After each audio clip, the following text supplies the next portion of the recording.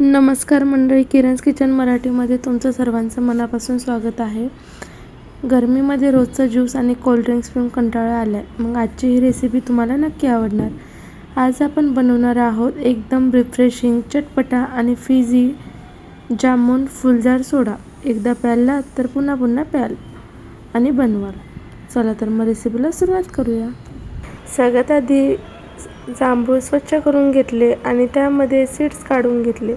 आता हे जांभूळ मिक्सर जारमध्ये घातले.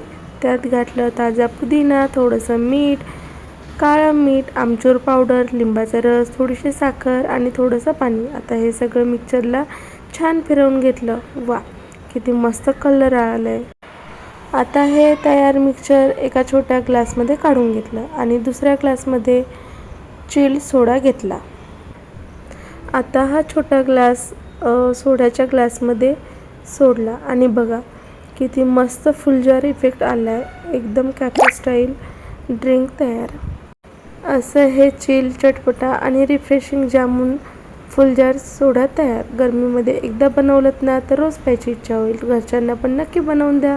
व्हिडिओ आवडला असेल तर लाईक, शेअर आणि सबस्क्राईब करायला अजिबात विसरू नका. आणि नेहमीप्रमाणे थंडगार बनवा, स्टाईलमध्ये सर्व करा आणि मजेत एन्जॉय करा. थँक्यू.